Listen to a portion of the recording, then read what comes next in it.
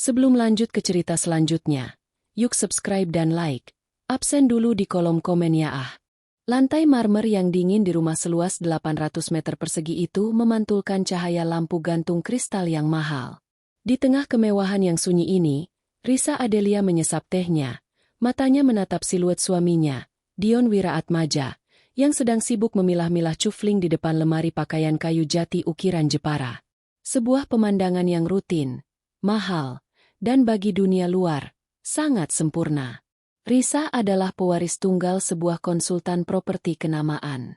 Rumah megah senilai 20 miliar rupiah yang mereka tinggali, lengkap dengan kolam renang infinity dan walk-in closet sebesar kamar tidur utama, adalah harta bawaannya, 100% atas namanya. Dion, seorang manajer operasi di sebuah perusahaan multinasional, melengkapinya dengan karisma dan ambisi.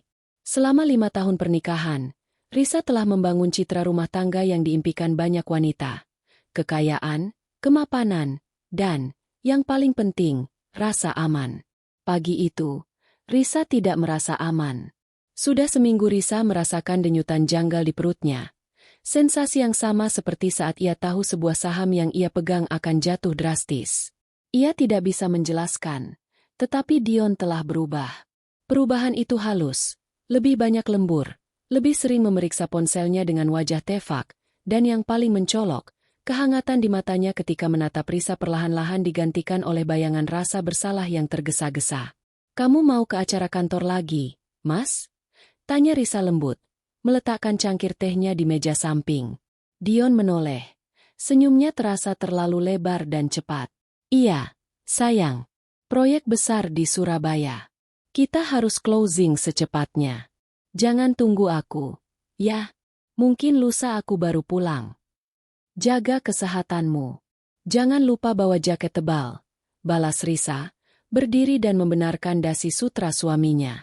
Ia mengamati mata Dion. Tidak ada kebohongan, tetapi ada penarikan diri. "Surabaya? Atau Sidoarjo?" Risa membatin. Ia tidak punya bukti, hanya firasat yang menusuk. Siang hari itu, Risa menghabiskan waktu dengan rutinitasnya. Mencari dekorasi baru, menelepon kepala pelayan, dan merencanakan menu makan malam untuk dirinya sendiri. Di tengah waktu senggang, saat ia sedang memposting foto kolam renang di akun media sosialnya, sebuah notifikasi muncul. Ia melihat ikon WhatsApp. Bukan dari Dion, melainkan dari nomor ibunya, Ibu Wiraatmaja, ibu mertua. Risa jarang sekali melihat story WhatsApp ibu mertua. Hubungan mereka kaku, tetapi selalu profesional. Ibu mertua selalu mengingatkannya bahwa Dion adalah anak emas yang harus disokong. Rasa penasaran mengalahkan keengganannya. Ia membuka story itu. Dek. Story pertama adalah foto close-up rangkaian bunga melati dan tumpukan kotak hantaran yang dihiasi pita emas. Story kedua. Jantung Risa terasa dihantam godam. Foto itu buram, diambil dari jarak jauh, tetapi latar dan subjeknya tidak salah lagi. Itu adalah foto sepasang tangan yang sedang menyentuh kain putih, mungkin sepasang mempelai di pelaminan kecil. Kain putih yang tampak seperti baju pengantin. Di latar belakang, ada beberapa orang yang tampak menyaksikan. Ibu mertua sendiri terlihat samar di sudut, mengenakan kebaya yang Risa kenali. Dan caption di bawah foto itu, "Alhamdulillah, berkah kembalinya anakku. Semoga ini awal yang baik. Bismillah." Risa merasa paru-parunya kekurangan udara. "Anakku? Ibu mertua hanya punya satu anak laki-laki. Dion, apakah ini berarti?" Tangannya bergetar. Ia menahan diri untuk tidak menelepon ibu mertua saat itu juga. Risa adalah seorang strategis, bukan wanita yang reaktif. Ia kembali ke bab 1 dari operasi penyelidikannya. Pertama, ia membutuhkan nama. Risa mengingat-ingat siapa saja kenalan lama Dion yang baru kembali ke Indonesia. Sambil berpura-pura mencari charger ponsel Dion yang tertinggal, ia mengambil ponsel suaminya yang terkunci. Risa telah mengetahui pola kunci Dion sejak lama, tanggal ulang tahun anjing peliharaan mereka, yang Dion pikir Risa lupakan. Dengan sekali sentuh, ponsel itu terbuka. Ia langsung menuju ke galeri foto dan menemukan sebuah folder tersembunyi, yang dinamai secara tidak masuk akal, Data Operasi Proyek SB. Di dalam folder itu, Risa menemukan beberapa foto yang membuat kakinya lemas dan darahnya mendidih. Bukan foto pernikahan yang jelas, tetapi foto selfie Dion dengan seorang wanita. Wanita itu berparas biasa, dengan kulit sedikit gelap, tampak kelelahan tetapi bahagia, memeluk lengan Dion dengan mesra. Pakaiannya kasual, tetapi terlihat bling-bling, ciri khas wanita yang baru pulang dari Timur Tengah. Di foto lain, ada percakapan singkat WhatsApp yang terpotret. Wanita, disimpan dengan nama, Bu Nurul. Makasih, Mas. Sudah siapkan semua. Bahkan Ibu Mas ikut bantu. Saya merasa terhormat. Dion, semua yang terbaik untuk kamu. Sayang, besok kita mulai hidup baru. Jangan khawatir. Risa tidak akan pernah tahu soal ini. Bu Nurul. Risa tahu betul siapa Bu Nurul itu. Namanya Sari. Risa mengingatnya samar-samar. Sari adalah TKW yang bekerja di Dubai selama 8 tahun. Dia adalah mantan pacar Dion sebelum Dion mengejar Risa demi kestabilan finansial dan status sosial. Risa pernah mendengar ibu mertua mengeluh beberapa tahun lalu betapa ia menyesal karena Dion tidak menikahi Sari, wanita yang dianggapnya lebih tahu cara melayani dan berbakti. Anakku, kata caption ibu mertua. Ibu mertua tidak merujuk pada Dion, tetapi pada Sari, yang dianggapnya lebih pantas menjadi anak menantunya. Pernikahan siri dengan Sari, mantan TKW yang baru pulang, didukung penuh oleh ibu mertua. Risa meletakkan ponsel Dion kembali ke tempatnya. Ia tidak mengunci ponsel itu, membiarkannya terbuka di halaman yang sama. Ia ingin Dion tahu bahwa ia tahu, tetapi tidak sekarang. Wajah Risa kembali tenang, tetapi di dalam hatinya, sebuah mesin penghitung telah diaktifkan. Dia tidak akan hanya menangis. Dia tidak akan hanya menuntut cerai. Mereka telah mencuri ketenangan dan martabatnya, dan untuk itu, mereka harus membayar dengan harga yang sesuai dengan aset terbesarnya. Harga yang ditentukan Risa. Harga itu adalah 20 miliar rupiah. Risa berjalan ke ruang kerjanya, menyalakan laptop. Jemarinya yang berhiaskan berlian dengan cekatan mengetik alamat email notaris kepercayaannya. Rencana balas dendam dinginnya baru saja dimulai. Dia akan membiarkan Dion tenggelam dalam rasa aman palsu selama beberapa hari lagi. Itu adalah waktu yang cukup untuk menjual rumah mereka. Rumah miliknya. Surabaya. Ya? Baiklah. Mas Dion. Nikmati perjalanan bisnismu. Ketika kamu kembali, kamu akan histeris melihat transaksi yang baru saja aku tutup di Jakarta. Risa mulai menyusun draft surat kuasa jual beli, mengunci pintu kotak Pandora yang baru saja ia buka dari luar. Babak pertama telah berakhir dengan pengumpulan bukti. Babak selanjutnya adalah mempersiapkan medan perang. Risa duduk tegak di sofa beludru ruang kerjanya. Laptop menyala, dan ponsel Dion yang sengaja ia biarkan terbuka di halaman percakapan rahasia menjadi saksi bisu. Dia tidak menangis. Air mata terasa terlalu murah untuk membayar pengkhianatan yang begitu terstruktur dan dingin. Ia memilih untuk memproses rasa sakitnya menjadi energi, mengubahnya menjadi fokus yang tajam. Babak pertama telah memberinya identitas. Sari, mantan TKW, dan fakta, pernikahan siri, didukung oleh ibu mertua. Babak kedua adalah memperkuat bukti ini agar tak terbantahkan, baik bagi dirinya sendiri maupun sebagai amunisi jika Dion berani membantah. Risa tahu dia tidak bisa mengandalkan kecurigaan semata. Sebagai seorang konsultan yang piawai dalam due diligence, ia harus menggali akar masalahnya. Ia membuka kembali story WhatsApp ibu mertua. Setelah foto buram itu, ibu mertua mengunggah satu story lagi, foto close-up 3 piring sajian opor ayam dan ketupat, dengan caption, "Selamat menikmati, mantu dan anakku." Piring-piring itu diletakkan di atas meja makan kayu jati. Risa mengenali motif ukiran pada tepian meja itu. Itu adalah meja makan rumah ibu mertua. Artinya, pernikahan siri itu tidak hanya direstui, tetapi juga diselenggarakan di rumah mertuanya sendiri. Risa merasa mual. Itu bukan hanya penghinaan, tetapi juga invasi kehidupannya. Risa memutuskan untuk menghubungi asisten pribadinya, Lintang. Lintang bukan hanya asisten kantor, tetapi juga tangan kanan Risa untuk segala urusan yang membutuhkan kerahasiaan dan kecepatan. Lintang, saya butuh bantuan investigasi mendalam. Suara Risa datar, tanpa emosi. Saya ingin kamu cari tahu semua tentang seorang wanita bernama Sari. Dia baru pulang dari Dubai, mantan TKW. Mungkin baru 1 bulan terakhir ini di Indonesia. Prioritas utama, hubungannya dengan Dion Wiraatmaja, suamiku. Risa juga meminta Lintang untuk mencari tahu tentang acara kecil yang mungkin diselenggarakan di rumah Ibu Wiraatmaja dalam seminggu terakhir. Risa berpesan bahwa Lintang harus bergerak sangat rahasia, menggunakan koneksi pihak ketiga, dan tidak pernah menyebutkan nama Risa.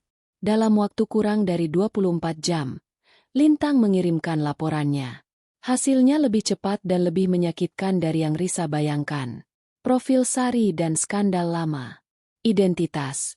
Sari binti Suparman, 32 tahun. 8 tahun menjadi TKW di Uni Emirat Arab. Ia kembali ke Indonesia 2 bulan lalu dengan modal yang cukup besar. Hubungan dengan Dion. Mereka adalah sepasang kekasih saat SMA. Putus karena Dion memilih kuliah di kota dan Sari harus bekerja di luar negeri. Namun, komunikasi mereka tidak pernah benar-benar terputus. Lintang berhasil menemukan jejak transfer uang dari rekening Dion ke Sari secara rutin selama 3 tahun terakhir, meskipun jumlahnya kecil. Fakta pernikahan. Lintang mendapatkan konfirmasi dari seorang sumber di lingkungan ibu mertua. Memang benar, Dion melangsungkan pernikahan siri dengan Sari, disaksikan oleh ibu mertua dan beberapa kerabat dekat.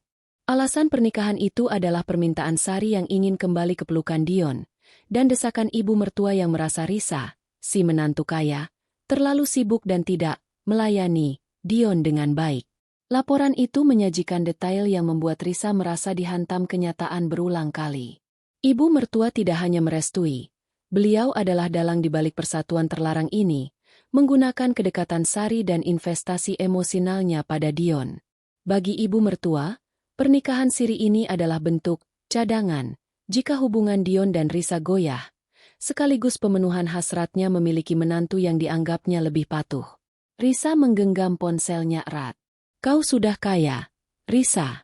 Tapi kau tidak bisa memberiku cucu yang banyak, dan kau tidak bisa mengurus anak emas saya dengan sepenuh hati. Seolah ia mendengar suara ibu mertua berbisik penuh penghakiman.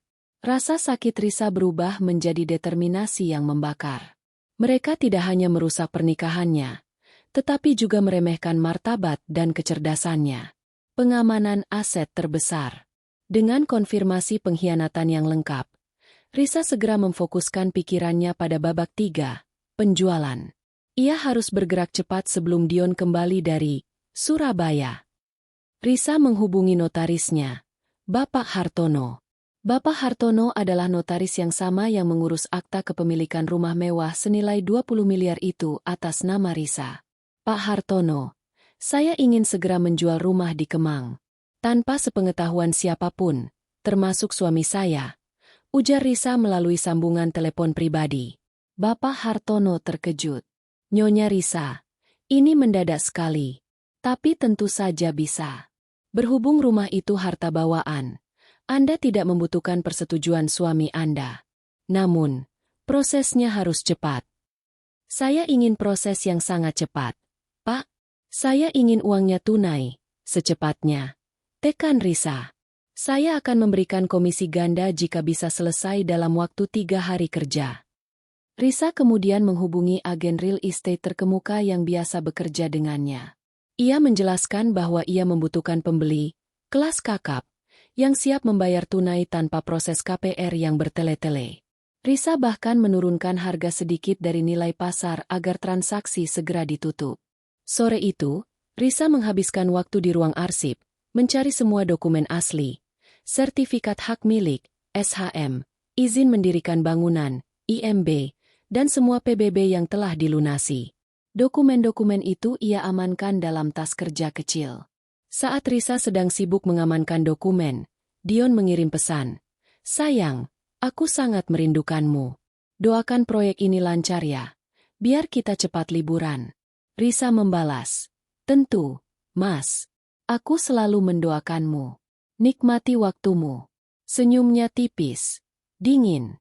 Risa tahu, Dion sedang sibuk menikmati waktu bersama istri keduanya yang baru kembali.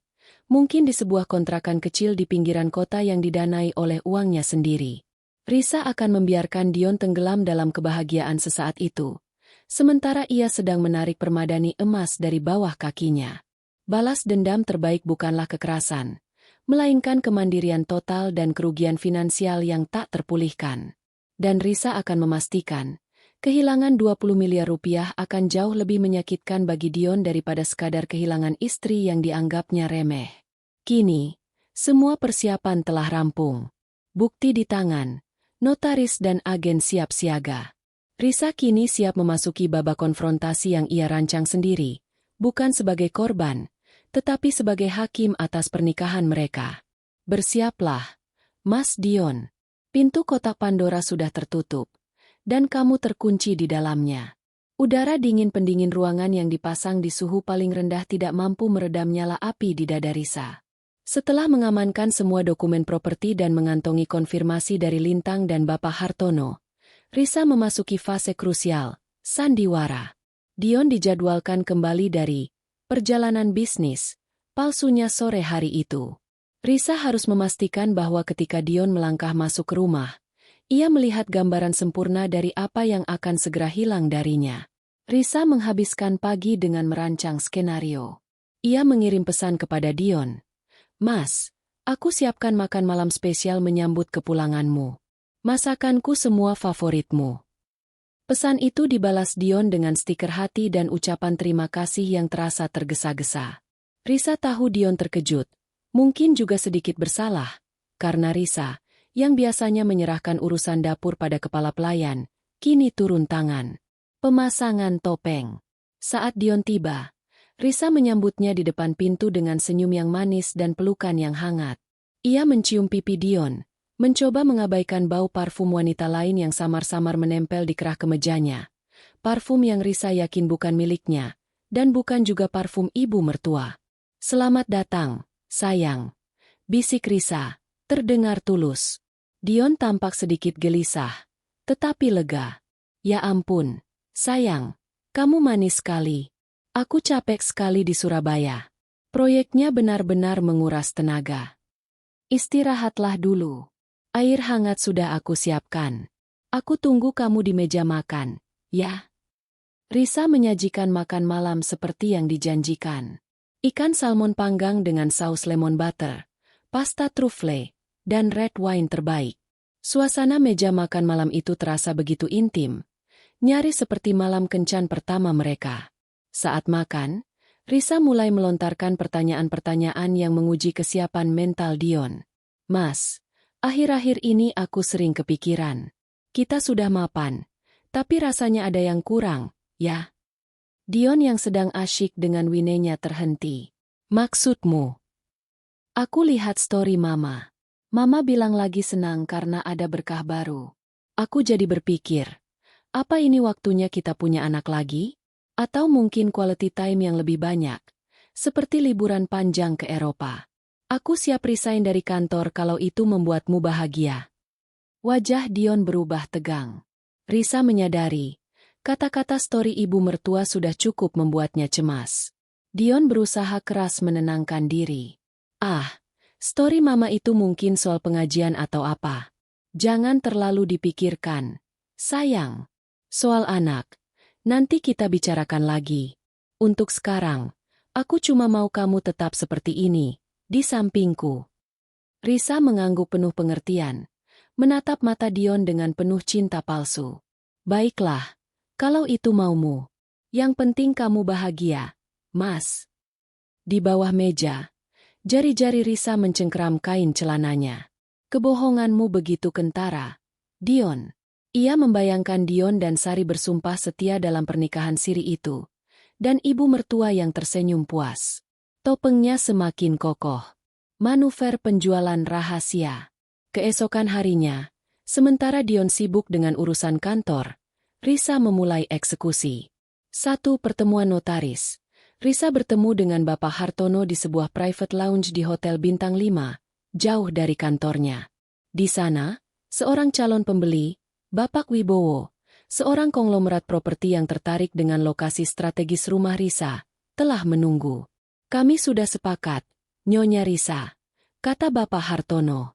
Bapak Wibowo setuju dengan harga 20 miliar rupiah tunai, asalkan proses transfer kepemilikan dan pengosongan dapat dilakukan dalam 3 hari kerja. Uang down payment 5 miliar sudah masuk ke rekening notaris saya. Risa tersenyum tipis. Sempurna, Pak Hartono. Saya akan pastikan rumah itu dikosongkan pada hari keempat. Lakukan prosesnya secepat kilat. Risa menandatangani akta jual beli, AJB, dengan tatapan kosong. Rumah ini adalah simbol statusnya. Tetapi kini, ia hanya melihatnya sebagai sebuah alat balas dendam. Aset likuid jauh lebih berharga daripada properti yang dipenuhi pengkhianatan. 2 strategi pengosongan. Risa harus memastikan bahwa tidak ada yang curiga ketika ia mulai memindahkan barang-barang pribadinya. Ia memanggil kepala pelayan. Pak Somad. Pak Somad. Saya sedang merencanakan gala dinner besar.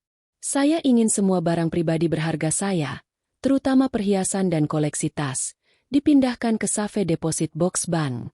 Untuk menghindari risiko pencurian, perintah Risa memberikan alasan yang sangat masuk akal bagi seorang wanita kaya. Pak Somad melaksanakan tugasnya. Risa hanya memindahkan barang-barang yang secara emosional dan finansial berharga baginya. Sisanya, furnitur mahal, artwork mewah, ia biarkan tetap di tempat, siap menjadi milik pembeli baru. 3. Dana aman. Setelah notaris mengonfirmasi sisa dana 15 miliar telah siap ditransfer, Risa meminta Bapak Hartono untuk memecah dana tersebut dan mentransfernya ke 3 rekening investasi berbeda miliknya di luar negeri, menggunakan jaringan keuangannya yang kuat.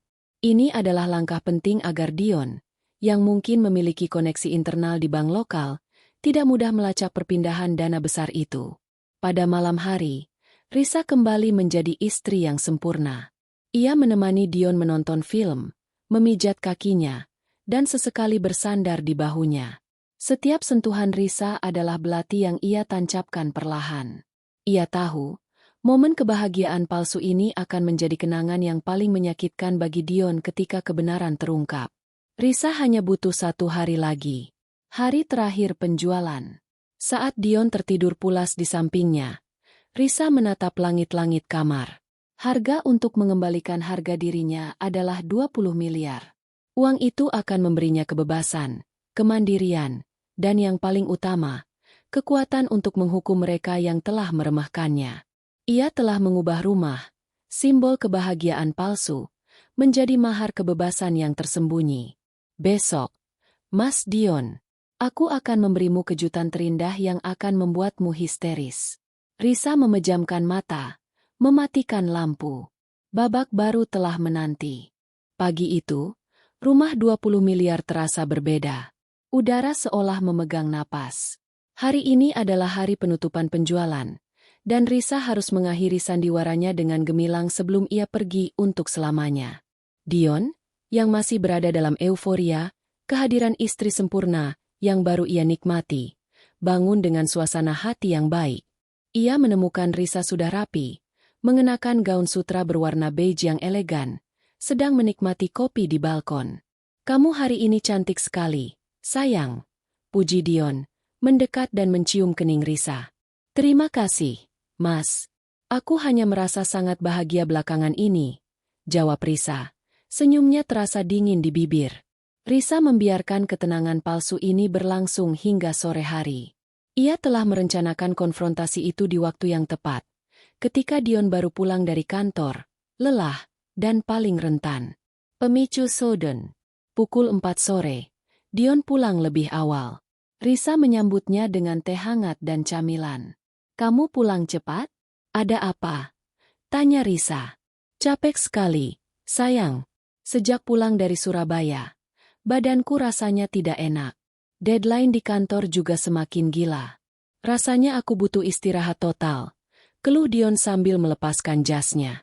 Ia melemparkan jas mahal itu ke sofa, lalu bergegas ke kamar mandi. Ini adalah momennya. Risa berdiri, mengambil jas Dion dari sofa.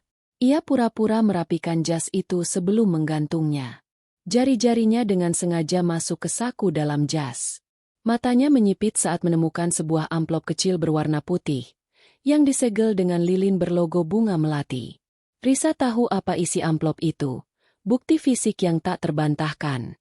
Mungkin foto, atau surat keterangan pernikahan siri mereka yang dia simpan sebagai jimat keberuntungan.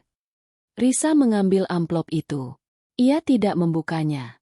Ia meletakkannya dengan posisi yang sangat mencolok, di atas meja kopi marmer, tepat di samping cangkir teh yang baru saja diminum Dion. Kemudian, ia mengambil ponselnya dan menelepon Dion. "Mas, kamu di mana? Aku menemukan sesuatu di jasmu." Suara Risa terdengar panik dan sedikit bergetar, tetapi panik yang terkelola. Dari dalam kamar mandi, terdengar suara Dion menjawab dengan santai. "Ada apa, sayang? Aku di kamar mandi." "Cepat keluar. Ini penting." Dion, yang merasakan urgensi dalam suara Risa, segera keluar dengan handuk melilit pinggangnya. Matanya langsung tertuju pada amplop putih yang tergeletak di meja. Matanya membelalak. Warna darah seketika hilang dari wajahnya. Dion histeris. Amplop itu, jimat rahasianya, kini berada di meja, terbuka bagi pandangan Risa. Dion bergerak cepat, mencoba meraih amplop itu. Tetapi sebelum tangannya menyentuh kertas itu, Risa menampar meja dengan telapak tangannya. "Plah, jangan disentuh, Mas," kata Risa. Suaranya pelan dan mengancam, jauh lebih menakutkan daripada teriakan. Risa tidak perlu membuka amplop itu. Bukti sudah ada di ponselnya, dan yang paling penting, bukti sudah ada di wajah Dion. "Apa ini, Dion?" Risa tidak bertanya tentang isinya, tetapi tentang keberaniannya membawa bukti pengkhianatan ke dalam rumahnya. Dion mencoba membela diri, suaranya tercekat. "Sayang, dengarkan aku. Ini tidak seperti yang kamu pikirkan. Itu hanya urusan kantor. Proposal kerjasama." "Proposal?" Risa tertawa sinis. "Proposal kerjasama yang disegel dengan lilin aroma melati? Proposal yang Mama sebut, berkah kembalinya anakku? Proposal yang membuatmu harus menginap dengan Bu Nurul di Surabaya?" Risa memajukan langkah, menatap Dion dari atas ke bawah. "Aku tahu segalanya, Dion. Aku tahu tentang pernikahan sirimu dengan Sari. Aku tahu Mama merestui dan bahkan menyelenggarakan upacaranya di rumahnya. Aku tahu kau menyembunyikan wanita itu, wanita yang kau tinggal demi harta, dan kini kau kembali kepadanya setelah ia memiliki uangnya sendiri." Rasa malu dan ketakutan menyapu habis Dion. Ia menyadari Risa bukan hanya tahu, Risa tahu detailnya.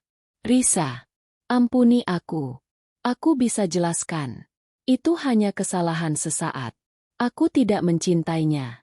Aku mencintai kamu, Risa. Demi Tuhan, aku hanya mencintai kamu." Dion mulai menangis. Tangisan itu cepat berubah menjadi histeria. Dion bukan menangisi Risa. Ia menangisi kehilangan. Ia menjatuhkan lututnya ke lantai. Ia memukuli karpet tebal dengan tinjunya. "Jangan tinggalkan aku. Kumohon. Aku akan ceraikan dia sekarang juga. Aku akan lakukan apa saja."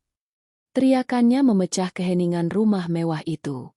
Wajahnya yang tampan kini distorsi oleh air mata dan ingus. "Aku tahu kau mencintai hartaku, Mas," Risa membalas. Suaranya tetap tenang. "Dan aku tidak akan tinggal dengan pria yang cintanya harus dibagi dengan restu Mama dan cinta monyet masa lalu. Aku tidak pantas menjadi pilihan kedua." Dion beranjak. Tubuhnya gemetar. Ia meraih lengan Risa. "Tolong, Risa. Aku bisa berubah. Jangan buat hidupku hancur." "Hidupmu hancur? Hidupku sudah hancur sejak aku melihat story Mama. Histerismu ini tidak bisa membeliku kembali." Risa menyentuh bahu Dion. Pandangannya sedingin es. "Kau sudah membuat pilihan, Dion. Dan aku pun sudah membuat pilihanku." Persiapan kepergian. Risa berbalik, meninggalkan Dion yang terseduh-seduh di ruang tamu. Ia naik ke kamar, mengenakan mantel termahalnya, dan mengambil tas kecil yang berisi dokumen properti, paspor, dan uang tunai darurat. Di ruang kerjanya, ia melihat notifikasi di laptopnya. Transaksi penjualan rumah, 20 miliar, confirmed. Sisa dana tunai telah masuk dan dipecah ke berbagai rekening investasi. Risa tersenyum penuh kemenangan. Konfrontasi selesai. Dion sudah histeris, terjerat dalam rasa bersalah dan ketakutan kehilangan. Sekarang, saatnya melarikan diri, meninggalkan bom waktu yang telah ia tanam. Rumah ini bukan lagi miliknya. Babak balas dendam fisik telah berakhir. Babak kerugian finansial yang sebenarnya akan segera dimulai. Malam itu adalah malam yang panjang dan dingin. Histeria Dion di ruang tamu berlanjut hingga larut malam.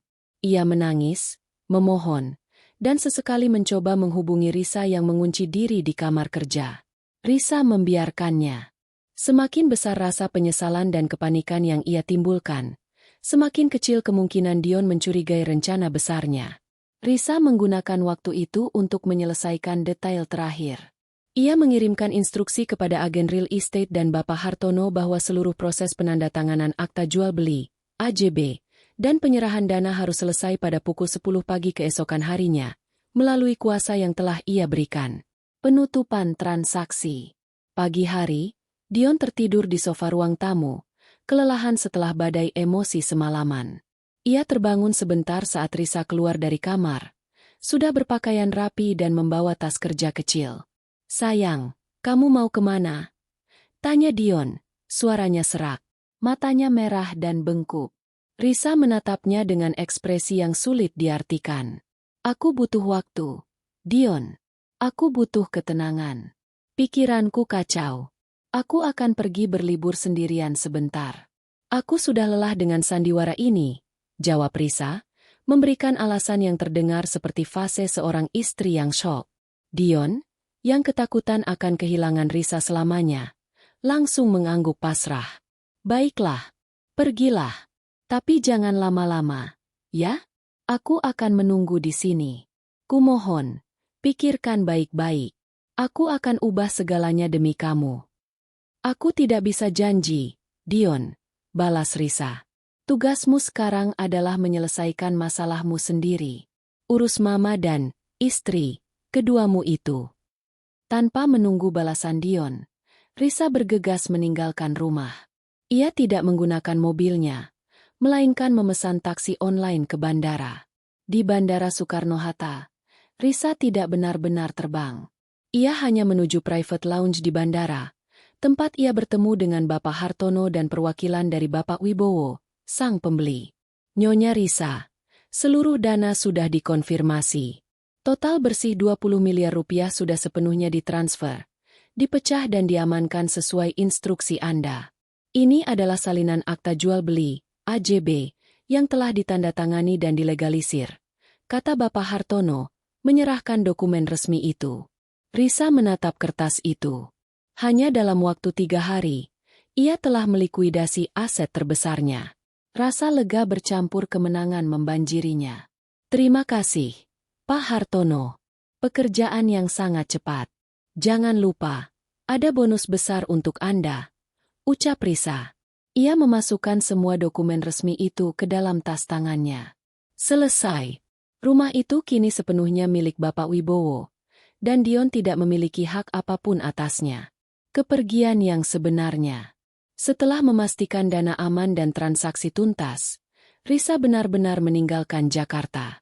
Ia memilih penerbangan ke sebuah negara di Eropa yang memiliki iklim bisnis yang kondusif untuk investasi barunya. Ia tidak membawa banyak koper, hanya barang-barang penting yang ia kirimkan melalui jasa pengiriman rahasia. Saat di udara, Risa mengeluarkan ponsel lamanya. Ia menulis sebuah pesan panjang, pesan terakhirnya kepada Dion. Kepada Dion Wiraatmaja. "Aku tahu kamu sekarang sedang menunggu kepulanganku. Berharap ini hanya amarah sesaat. Tapi aku tidak akan kembali. Hubungan kita sudah berakhir. Kamu bilang kamu mencintai aku, tapi kamu menikahi wanita lain di belakangku, direstui ibumu. Kamu meremehkan aku, Dion. Kamu pikir aku hanya wanita kaya yang bodoh. Aku memberimu satu pelajaran berharga. Mas, kamu bilang kamu mencintai aku, tapi kamu mencintai asetku lebih dari segalanya. Saat kamu membaca pesan ini, rumah yang kamu tinggali, rumah senilai 20 miliar rupiah itu, sudah bukan milikmu lagi. Itu sudah terjual, dan seluruh dananya sudah ada di tanganku. Rumah itu harta bawaanku, dan aku berhak sepenuhnya menjualnya tanpa persetujuanmu. Pembeli baru akan datang sore ini untuk mengambil alih hak properti mereka. Itu artinya, kamu harus segera angkat kaki. Aku mengucapkan selamat tinggal. Kamu bebas bersama istri Siri dan ibumu. Nikmati hidup barumu. Aku sudah membeli kebebasanku seharga 20 miliar. Jangan pernah coba mencariku. Risa Adelia. Risa menjadwalkan pesan itu untuk terkirim 1 jam kemudian. Setelah itu, ia mengeluarkan kartu SIM lama dari ponselnya, mematahkannya menjadi 2, dan membuangnya ke tempat sampah. Ia memasang kartu SIM baru, siap memulai identitas dan kehidupan yang baru.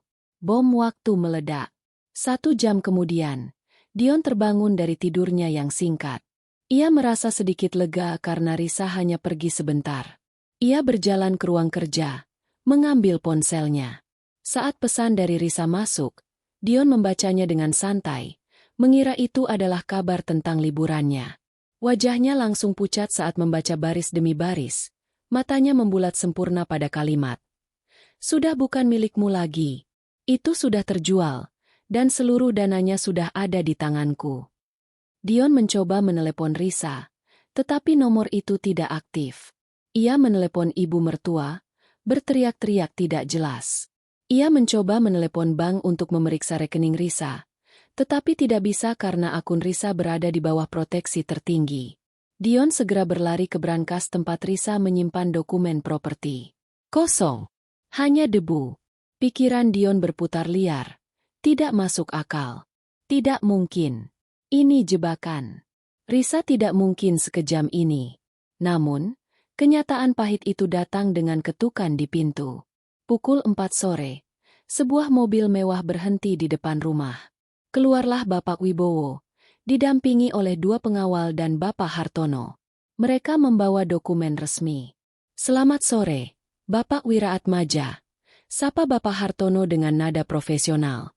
Kami datang untuk mengambil alih properti ini atas nama klien kami, Bapak Wibowo. Kami mohon Anda segera mengosongkan rumah. Anda memiliki waktu 1 jam untuk mengumpulkan barang-barang pribadi Anda. Dion menatap dokumen SHM di tangan Bapak Wibowo. Nama Risa Adelia di belakangnya sudah dicoret dan diganti nama pembeli baru. Tanda tangannya dilegalisir. Kekayaan 20 miliar yang menjadi sandaran dan kebanggaannya selama ini lenyap. Istri yang memberinya status dan kemewahan telah pergi, membawa serta seluruh asetnya. Dion tidak hanya histeris, ia menjadi gila karena kerugian. Ia berteriak, mengumpat, bahkan mencoba melawan. Inilah puncak yang Risa inginkan, melihat Dion kehilangan segalanya karena keserakahan dan pengkhianatan. Ia benar-benar menjadi tunawisma kaya yang bangkrut, hanya dalam waktu 24 jam. Di ketinggian puluhan ribu kaki, Risa menyesap sampanye premium. Ini bukan balas dendam, Dion. Ini adalah keadilan finansial. Risa tiba di Zurich, Swiss, dengan langkah ringan dan hati yang terbebaskan. Bukan pelarian, melainkan relokasi strategis. Dengan 20 miliar rupiah yang sudah diamankan dan diinvestasikan dalam mata uang asing serta obligasi internasional, Risa tidak hanya kaya, ia kini powerful dan tak tersentuh. Ia menyewa sebuah apartemen mewah dengan pemandangan Danau Zurich. Ia bukan lagi nyonya Dion Wiraatmaja yang elegan tetapi pasif. Ia adalah Risa Adelia, seorang investor independen dan pengusaha yang dingin. Risa, awal baru di Zurich. Minggu-minggu pertama Risa dihabiskan untuk merestrukturisasi hidupnya. Ia mendaftarkan perusahaan konsultan investasi baru, memanfaatkan jaringan koneksi lamanya yang berada di luar negeri. Uang 20 miliar itu adalah modal utamanya, memberinya leverage yang tak terbatas untuk memulai karir barunya tanpa bayang-bayang nama Dion atau keluarga besarnya. Ia memutus total kontak dengan Indonesia, mengubah semua nomor telepon dan alamat email. Ia sengaja meninggalkan semua barang kenangan, hanya membawa kemampuan dan kecerdasannya. Kebebasan finansial adalah satu-satunya harta yang tidak bisa dicuri oleh pengkhianatan, bisik Risa pada dirinya sendiri saat menandatangani dokumen pembukaan rekening perusahaan. Risa tidak merasa sedih atau menyesal. Ia merasa damai. Harga 20 miliar untuk kebebasan mental dan finansial adalah investasi terbaik yang pernah ia lakukan. Ia membiarkan masa lalu menjadi tontonan, sementara ia fokus membangun masa depannya. Dion menghadapi kenyataan pahit. Di Jakarta, kehidupan Dion berubah 180 derajat. Dion diusir dari rumahnya sendiri oleh pengawal Bapak Wibowo. Ia hanya diperbolehkan membawa 2 koper berisi pakaian dan barang pribadi yang tersisa. Awalnya, ia mencoba melawan secara hukum, menelepon pengacaranya. Jual rumah tanpa persetujuan suami adalah tindakan ilegal, teriak Dion pada pengacaranya. Pengacara itu membalas dengan nada prihatin. Maaf, Pak Dion. Berdasarkan akta yang saya teliti, rumah itu adalah harta bawaan Nyonya Risa sebelum menikah. Di mata hukum, beliau 100% berhak menjualnya tanpa persetujuan Bapak. Selain itu, transaksi ini dilakukan oleh notaris resmi dan semua pajak telah dibayarkan. Bangkrut. Kata itu menggema di kepala Dion. Ia masih memiliki gaji bulanan yang besar, tetapi ia kehilangan sense of security dan simbol kemewahannya. Ia kini harus tinggal sementara di rumah kontrakan kecil bersama ibu mertua, yang juga syok dan marah. Ibu Wiraatmaja, ibu mertua, berada dalam kondisi terburuk. Ia yang paling menyesal atas campur tangannya. Ia kehilangan rumah mewah tempat anaknya tinggal, dan kini ia harus menanggung beban hidup Dion yang depresi. Ini semua karena kamu, Dion, teriak ibu mertua, suatu malam. Kalau saja kamu tidak terobsesi pada Sari, kalau saja kamu tidak mengkhianati Risa, kita tidak akan berakhir seperti ini. Dia wanita kaya. Dion, kau menghancurkan masa depanmu sendiri.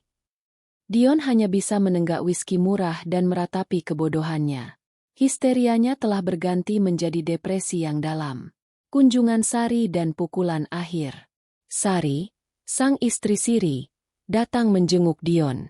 Ia terkejut melihat kontrakan sempit tempat Dion dan ibunya tinggal. Ia datang bukan untuk memberikan dukungan, melainkan untuk menuntut kepastian. Mas Dion, kamu janji kita akan hidup enak setelah aku pulang. Tapi kenapa kita jadi begini? Mana rumahmu? Mana mobil mewahmu? Tuntut Sari, menunjukkan sifat materialistisnya. Dion, yang sudah tidak memiliki kesabaran, membalas dengan marah. Kau mau apa, Sari? Aku bangkrut. Rumah itu dijual Risa. Aku tidak punya apa-apa lagi. Kau masih mau bersamaku? Sari menatap Dion dengan jijik. Mas, aku kembali dari Arab bukan untuk hidup susah di kontrakan kecil. Aku juga punya modal sendiri. Maaf, aku tidak bisa menemanimu dalam kondisi seperti ini. Aku butuh kepastian. Aku akan urus perpisahan kita. Pukulan telak. Sari meninggalkannya. Dion kehilangan segalanya. Istri sahnya, hartanya, dan bahkan wanita yang menjadi alasan ia mengkhianati istrinya. Dion menyadari bahwa Sari adalah cerminan dirinya, sama-sama materialistis. Dan Risa, sang wanita yang ia sebut istri sempurna, telah membuktikan bahwa ia adalah wanita yang paling cerdas, dingin, dan tangguh. Malam itu, di kontrakan yang panas, Dion menangis sejadi-jadinya, bukan lagi karena penyesalan, melainkan karena rasa kehilangan total. Ia kehilangan 20 miliar yang menjadi harga kemewahannya. Dion Wiraatmaja, yang kini tinggal di kontrakan sempit bersama ibu mertua, menolak menerima kenyataan. Ia tidak bisa membayangkan hidupnya tanpa kemewahan dan privilege yang ia nikmati selama 5 tahun terakhir. Gajinya yang besar kini terasa kecil untuk menutupi gaya hidupnya yang mewah di masa lalu dan utang kartu kredit yang menumpuk. Perlawanan hukum Dion. Dion menyewa pengacara termahal yang masih mampu ia bayar, bertekad membatalkan penjualan rumah 20 miliar itu. Tugas Anda adalah menemukan celah. Pak, harus ada ketidakberesan dalam penjualan ini. Perintah Dion kepada pengacaranya, Bapak Surya. Bapak Surya melakukan penyelidikan mendalam. Ia memeriksa semua dokumen notaris, akta jual beli, bukti transfer, dan status kepemilikan. Setelah seminggu penuh, Bapak Surya kembali dengan kabar buruk. Maaf, Pak Dion. Transaksi ini benar-benar sempurna. Nyonya Risa menggunakan notaris terpercaya dan berpengalaman, Bapak Hartono. Rumah itu terbukti 100% harta bawaan Nyonya Risa. Beliau memiliki hak penuh untuk menjualnya tanpa persetujuan suami, jelas Bapak Surya. Bagaimana dengan argumen bahwa dia menjualnya di bawah tekanan atau dalam keadaan mental yang tidak stabil setelah pengkhianatan? Desak Dion. Kami tidak bisa membuktikannya. Nyonya Risa, dalam setiap langkahnya, didampingi oleh notaris, melakukan legal check yang ketat, dan transfer dana sudah dipecah ke rekening pribadinya yang tidak dapat kita lacak tanpa perintah pengadilan internasional. Anda tidak memiliki dasar hukum yang kuat untuk membatalkan penjualan, Pak. Dana itu lenyap, dan rumah itu sudah sah milik Bapak Wibowo. Dion merasa lututnya lemas. Ia tidak hanya dikhianati, ia dipermalukan dan dikalahkan secara hukum oleh kecerdasan Risa. Risa telah merencanakan ini dengan sangat teliti, menggunakan pengetahuan hukumnya tentang aset dan harta bawaan. Ibu mertua, yang mendengar kabar ini, jatuh sakit. Penyesalan terbesarnya adalah dia yang mendorong Dion untuk memilih Sari, yang kini meninggalkannya, dan menghancurkan masa depan Dion dengan Risa. Risa, ekspansi dan transformasi. Sementara Dion berjuang melawan badai yang ia ciptakan, Risa justru sedang menikmati masa-masa terbaik dalam hidupnya. Di Zurich, ia hidup dengan nama barunya di kancah bisnis. Perusahaan konsultan investasinya, Adelia Capital, berkembang pesat. Risa menggunakan dana 20 miliar sebagai modal awal. Dengan keahliannya di bidang real estate dan investasi, ia segera mendapatkan klien besar Eropa yang tertarik dengan pasar Asia Tenggara. Ia membeli sebuah apartemen kecil di kawasan elit, yang ia gunakan sebagai kantor sekaligus tempat tinggal. Transformasi Risa tidak hanya pada karir, tetapi juga penampilan. Ia memotong rambutnya menjadi bob yang tegas. Gaya berpakaiannya semakin minimalis dan powerful. Ia tidak lagi mengenakan perhiasan yang mencolok, hanya jam tangan mahal dan cincin berlian kecil yang ia beli sendiri, simbol kemandiriannya. Dia tidak mencari kekasih baru, ia fokus pada kekuasaan. Kekuatan yang datang dari uangnya sendiri, bukan dari status pernikahan. Suatu malam, saat membaca berita ekonomi, Risa secara tidak sengaja menemukan berita gosip kecil dari Indonesia. Judulnya tentang hilangnya ratu properti dan spekulasi kebangkrutan suaminya. Risa membaca artikel itu dengan senyum tipis. Artikel itu menyebutkan bagaimana Dion Wiraatmaja kini diceraikan oleh istri keduanya, Sari, dan harus menghadapi penyelidikan internal di kantornya karena sering absen. Ia juga disebut kehilangan rumah mewahnya secara misterius. Risa merasakan kepuasan yang dingin. Ia tidak membenci Dion lagi, ia hanya melihatnya sebagai sebuah pelajaran yang mahal. Uang 20 miliar itu adalah biaya kuliah untuk mengetahui bahwa harga diri dan kebebasan tidak ternilai harganya. Risa telah membangun tembok yang tinggi dan kokoh di sekeliling hidupnya, terbuat dari aset, bukan emosi. Ia jauh dari jangkauan Dion, secara geografis, finansial, maupun emosional. Aku adalah Risa Adelia, bukan lagi Nyonya Wiraatmaja. Ia menutup laptopnya, siap menghadapi rapat investasi pagi hari yang jauh lebih menantang daripada sandiwara rumah tangga manapun. 2 tahun berlalu sejak Risa meninggalkan Jakarta. 2 tahun adalah waktu yang cukup untuk membalikan nasib. Kehidupan baru Risa, di puncak kesuksesan. Risa kini bukan hanya seorang investor. Ia adalah ticon muda yang dihormati di kancah bisnis Eropa. Adelia Capital telah berkembang dari konsultan kecil menjadi private equity firm yang disegani. Kecerdasannya, ditambah dengan modal 20 miliar yang ia putar dengan cerdik, menempatkannya di posisi yang belum pernah ia capai sebelumnya. Dia sering bepergian, menghadiri konferensi investasi global, dan bertemu dengan para pemimpin bisnis. Dalam setiap interaksi, Risa memancarkan aura percaya diri yang tenang, hasil dari kemandirian total. Tak ada yang tahu, Wanita berkebangsaan Indonesia yang berkuasa ini adalah seorang janda yang bangkit dari pengkhianatan. Ia menutup rapat-rapat masa lalunya. Risa telah membeli sebuah penthouse permanen di Swiss, yang ia desain sendiri, minimalis, futuristik, dan bebas dari barang-barang lama yang mengingatkannya pada Dion. Uang 20 miliar itu bukan lagi sekadar uang. Itu adalah benteng pertahanan Risa. Ia sesekali mendapatkan kabar samar dari Lintang, asistennya yang kini mengurus jaringan bisnis Risa di Asia Tenggara. Kabar itu selalu sama. Dion Wiraatmaja terus merosot. Kejatuhan Dion, hutang dan pekerjaan rendahan. Dion kehilangan pekerjaannya di perusahaan multinasional tak lama setelah skandalnya terbongkar.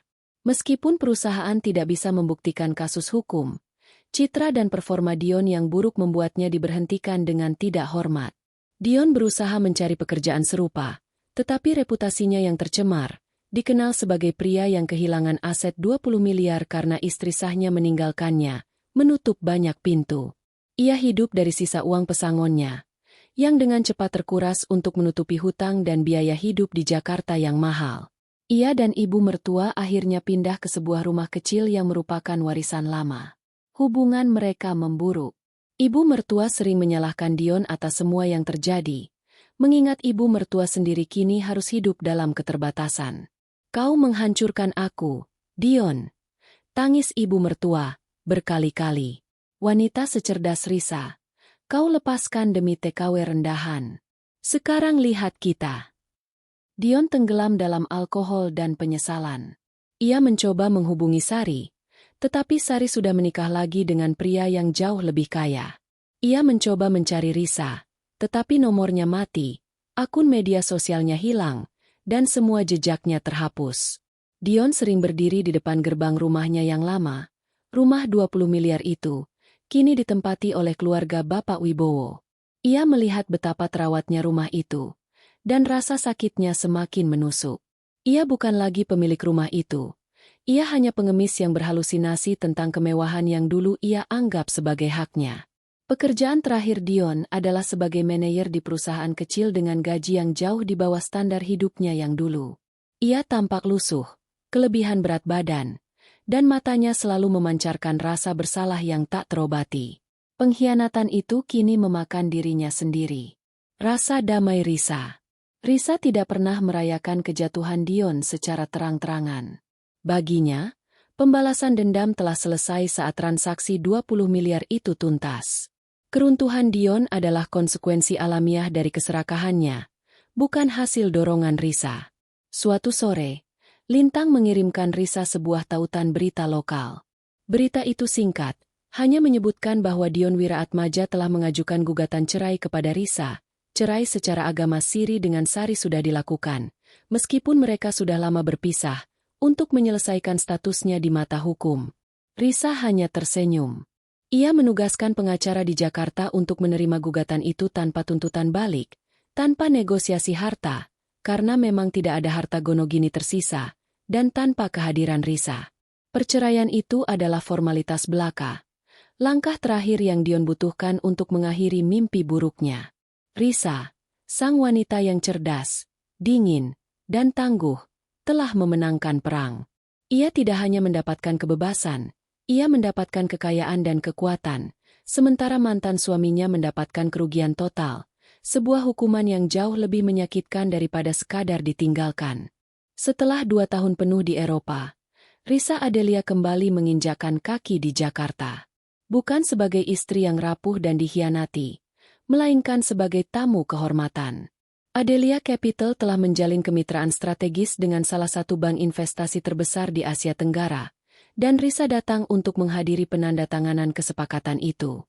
Risa turun dari jet pribadi yang disewanya, mengenakan setelan bisnis kutur berwarna abu-abu gelap. Rambutnya yang bob pendek terlihat semakin tegas dan profesional. Ia ditemani oleh 2 asisten dan security pribadinya. Ia memancarkan aura CEO global, wanita yang kekuasaan dan kekayaannya tidak dapat dipertanyakan. Kembali ke tanah air. Selama seminggu di Jakarta, Risa menginap di Presidential Suite sebuah hotel bintang 6, jauh dari kemang dan area yang mengingatkannya pada masa lalu. Ia berhasil menyelesaikan semua urusan bisnisnya dengan mulus, menunjukkan kepada dunia bahwa ia adalah pemain kunci di pasar global. Di tengah kesibukan, ia menyempatkan diri bertemu Lintang. Lintang memberikan laporan lengkap, termasuk detail perceraian mereka yang sudah final. Risa kini resmi menjadi janda. "Pak Dion, bagaimana kabarnya, Nyonya?" tanya Lintang hati-hati. "Tidak perlu khawatir, Lintang. Nasibnya sudah bukan urusanku. Aku sudah membayar mahal untuk kebebasanku," jawab Risa, tanpa emosi. "Aku hanya perlu memastikan tidak ada masalah hukum yang muncul dari sisinya." "Sejauh ini aman, Nyonya. Dia tidak memiliki kekuatan atau sumber daya untuk melawan Anda lagi." Risa mengangguk puas. Ia tidak menyimpan kebencian, hanya kepuasan bahwa keadilan finansial telah ditegakkan. Pertemuan tak terduga. Hari terakhir di Jakarta, Risa dijadwalkan terbang kembali ke Swiss pada sore hari. Ia tiba di Terminal 3 Bandara Soekarno-Hatta, bersiap menuju Executive Lounge. Saat security pribadinya sedang mengurus bagasi, Risa berjalan menuju pintu masuk lounge. Tiba-tiba, di area check-in reguler yang ramai, matanya menangkap dua siluet yang sangat dikenalnya. Dion Wiraatmaja dan Ibu Wiraatmaja, ibu mertua. Mereka tampak sangat berbeda dari 2 tahun lalu. Dion mengenakan kaos polo yang sudah pudar dan celana panjang yang tampak kusut. Ia terlihat jauh lebih tua dari usianya, dengan kantung mata yang tebal dan wajah yang dipenuhi beban. Ia sedang menyeret sebuah koper butut dengan wajah cemas. Ibu mertua terlihat sangat rapuh. Ia mengenakan baju sederhana dan membawa tas belanjaan besar. Ekspresinya lesu, terus-menerus mengeluh kepada Dion tentang sesuatu. Risa terdiam di tempatnya, tersembunyi di balik sekat kaca lounge yang elegan. Ia bisa mendengar pertengkaran kecil mereka samar-samar. "Makanya kamu harus hati-hati bawa barang, Dion. Kita ini sudah tidak punya uang lebih untuk ganti," bentak ibu mertua, terlihat frustrasi. "Sudahlah, Ma. Jangan mengeluh terus. Kita ke Semarang untuk urusan pekerjaan, bukan liburan," balas Dion, dengan nada lelah dan penuh keputusasaan. Risa menyadari, Dion dan ibunya kini adalah penumpang kelas ekonomi biasa, berjuang dengan bagasi dan jadwal penerbangan yang padat. Mereka bukan lagi keluarga yang dihormati di lounge VIP, menunggu di antar mobil mewah. Kontras yang tajam. Risa menatap Dion. Hatinya tidak lagi berdenyut sakit, hanya rasa kasihan yang sangat tipis. Ia melihat cermin dari kehidupan yang hampir ia miliki, seandainya ia tidak mengambil tindakan. Kehidupan yang penuh kepahitan, keterpurukan, dan penyesalan. Dion pernah memiliki segalanya. Cinta Risa, uang 20 miliar, dan status sosial. Namun, ia memilih pengkhianatan, dan kini ia membayar mahal. Sebaliknya, Risa dikelilingi oleh kemewahan, kebebasan, dan kepastian finansial. Tepat saat Risa hendak berbalik, Dion mengangkat kepalanya. Matanya yang kelelahan menyapu keramaian dan berhenti. Pandangan mata mereka bertemu, terpisah oleh sekat kaca dan jurang status sosial yang lebar. Dion langsung mengenali Risa. Wajah Risa yang dulu lembut kini tampak lebih keras, lebih dingin, dan jauh lebih memukau dalam kemewahan yang tenang. Wajah Dion seketika berubah. Rasa malu, penyesalan, dan keterkejutan menghantamnya. Ia tersentak, seolah melihat hantu dari masa lalunya yang gagal. Ibu mertua yang menyadari Dion terdiam, mengikuti arah pandangnya. Ibu mertua melihat Risa, yang berdiri seperti patung berlian, memancarkan aura yang tidak dapat mereka sentuh. Ibu mertua menutup mulutnya dengan tangan, air matanya langsung menetes. Ia melihat menantunya yang dulu ia remehkan kini menjadi wanita yang tidak mungkin ia jangkau lagi. Risa tidak tersenyum. Ia hanya mengangguk tipis, sebuah isyarat perpisahan terakhir. Ia tidak perlu berbicara. Kehadirannya sudah menjadi hukuman terberat bagi mereka. Risa berbalik, memasuki lounge eksklusifnya. Ia meninggalkan Dion dan ibu mertua di belakang, dalam kekacauan kehidupan yang mereka ciptakan sendiri. Risa duduk di kursi pesawat kelas 1, memandang keluar jendela saat pesawat take off, membawa dirinya menjauh dari Jakarta dan kenangan pahit yang melekat di sana. Pertemuan singkatnya dengan Dion dan ibu mertua di bandara menjadi penutup yang definitif dari babak hidupnya yang telah lama usai. Risa tidak merasa sedih. Ia merasa damai. Rasa yang jarang ia rasakan saat masih menjadi nyonya Dion Wiraatmaja. Pertemuan itu bukan untuk membalas dendam. Pertemuan itu adalah validasi. Validasi bahwa keputusannya, menjual 20 miliar rupiah dan pergi, adalah langkah yang benar dan menyelamatkan. Refleksi di ketinggian. Risa meminta segelas sampanye, menyesapnya perlahan. Ia merefleksikan 2 tahun terakhir. Ia telah menemukan dirinya yang sebenarnya. Seorang wanita yang mampu bertahan, cerdas, dan yang terpenting, tidak bergantung pada siapapun untuk definisi dirinya. Dion dan ibu mertua. Mereka telah melihatnya. Risa yang baru. Dion, yang dulu sombong, kini tampak hancur. Bukan karena patah hati, tetapi karena kebangkrutan status dan finansial. Ibu mertua, yang dulu meremehkan Risa, kini dipaksa menerima kenyataan bahwa ia kehilangan menantu berlian demi menantu batu. Risa menyadari, Dion tidak pernah mencintainya. Dion mencintai kehidupannya yang diwakili oleh Risa dan rumah 20 miliar itu. Ketika Risa mengambil rumah itu, ia mencabut akar keberadaan Dion. Histeris yang Dion tunjukkan saat konfrontasi bukanlah tangisan cinta, melainkan tangisan kehilangan kemewahan yang ia anggap miliknya. Risa telah membuat perhitungan yang sempurna. Seandainya ia hanya menuntut cerai, Dion mungkin akan tetap tinggal di rumah itu, menikmati harta Risa, sementara Risa akan terus menanggung beban emosional. Dengan menjual rumah itu, Risa tidak hanya mendapatkan modal, tetapi juga mengirimkan pesan yang tidak bisa dibantah. Harga diri dan pengkhianatan diukur dalam nilai uang tunai yang sangat besar. Finalitas yang damai. Pengacara Risa mengabarkan bahwa proses perceraian di pengadilan agama sudah selesai, tanpa kehadiran Risa. Statusnya kini janda, resmi dan bersih. Semua ikatan telah terputus. Risa tidak memiliki rencana untuk menikah lagi dalam waktu dekat. Ia telah belajar bahwa kemitraan sejati dibangun di atas rasa hormat dan kesetaraan, bukan kebutuhan finansial atau sosial. Fokusnya kini adalah pada pengembangan Adelia Capital dan mencapai puncak karir. Risa mengeluarkan ponselnya. Ia membuka foto-foto lama di folder backup yang ia simpan. Foto pernikahannya, foto-foto Dion, dan foto rumah mewah di Kemang. Setelah menatapnya sejenak, ia memilih opsi hapus permanen. Risa tidak lagi memerlukan bukti masa lalunya. Kenangan itu telah berubah menjadi mahar kebebasan senilai 20 miliar rupiah yang kini bekerja keras untuknya di berbagai belahan dunia. Epilog singkat. Di Jakarta, Dion Wiraatmaja akhirnya mendapatkan pekerjaan yang stabil, meskipun gajinya pas-pasan. Ia hidup sederhana, jauh dari lingkaran sosialnya yang lama. Ia tidak pernah bisa melupakan pertemuan di bandara itu. Risa yang ia lihat bukan lagi wanita yang bisa ia bodohi, tetapi wanita yang mengalahkan dan menghukumnya dengan kecerdasan yang dingin.